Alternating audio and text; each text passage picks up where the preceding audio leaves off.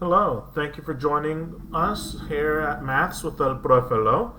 In our last video, we simply discussed how to find a reduced residue system modulo 15, and we said that that's simply going to be the set of integers that are relatively prime to 15, and no two elements are congruent modulo 15, right? So really we just have to find the elements of the Euler phi function or the Euler totient function. Okay. Now our next practice problem involves Euler's theorem, and remember that Euler's theorem states that if a is an integer and m is a positive integer, right, then if a and m are relatively prime, then a raised to the phi of m is equivalent to 1 mod m. Okay, so we're going to use Euler's theorem to find all incongruent solutions of this congruence. 9x is equivalent to 21 mod 25. Okay, so to start with, we know that 25 is equal to 5 squared. So therefore, phi of 25 is going to be given by the magnitude of the set, and our set is going to be fairly large, and we're going to have 1, 2, 3, 4. Going to skip 5, 6, 7, 8, 9. Going to skip 10, 11, 12, 13, 14.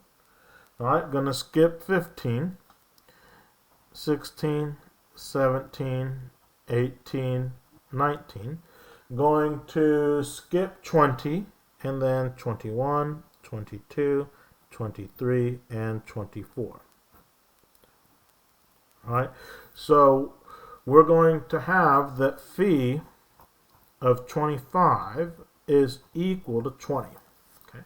Now, a faster way of computing that by knowing that we have 5 squared is to say, hey, I know that there are, excluding 0, right, I know that there are 24 positive integers less than 25, and I know I need to exclude any multiple of 5. So I'm going to exclude 5, I'm going to exclude 10, I'm going to exclude 15, and I'm going to exclude 20, which means I'm excluding 4 out of the 24 integers, out of the 24 positive integers less than 25, and that's where I can get phi of 20. But you can list them out. Okay? Then, what does that tell us? What that tells us, right? What that tells us is, therefore, by Euler's theorem, a to the 20th is going to be equivalent to 1 mod 25 if a and 25 are relatively prime. Okay, well, guess what we have here? We've got an entire list of integers that are relatively prime to 25. How convenient for us that 9 is one of those numbers. Okay, so what does that mean for us? That means for us the following: that I can take 9 to the 19th times 9x, and that's going to be equivalent to 9 to the 19th times 21 mod 25. Okay, and what does that mean for us, right? Well, or why is that? Well, 9 to the 19th times 9 is 9 to the 20th. So this right here, right, is just going to become 1.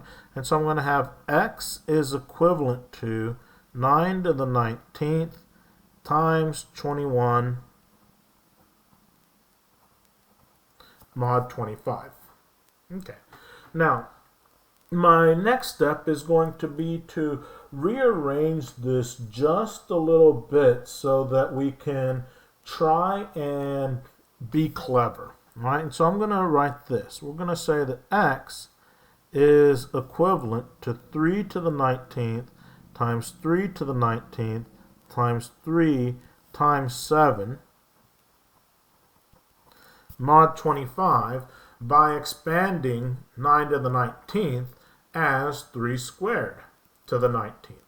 And I do that so that I can create another situation where 3 to the 19th times 3 is going to be congruent to 1 mod 25. Right? So therefore I'll be able to say that I'm going to now need to solve x is congruent to 3 to the 19th times 7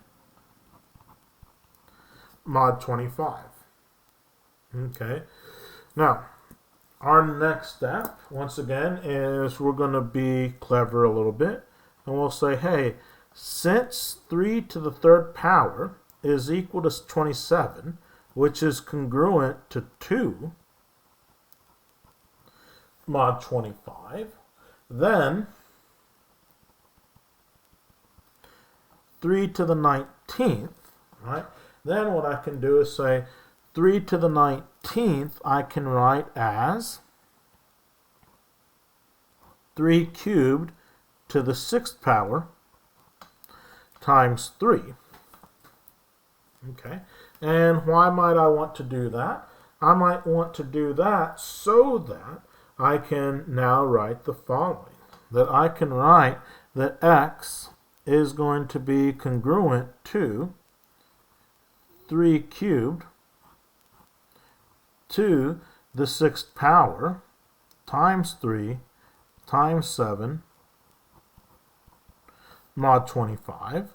And so therefore, x is going to be congruent to 2 to the 6th power times 3 times 7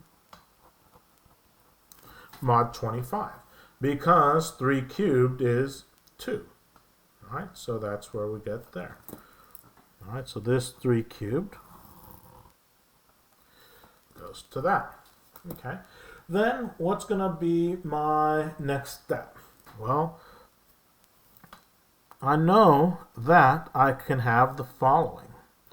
I can have that 8, let's do this, 8 times 7 is equal to 56, right? And 8 times 3 is equal to 24, right? Now, why do I care about this? Well, 56 is going to be congruent to 6 mod 25, while 24 is going to be congruent to negative 1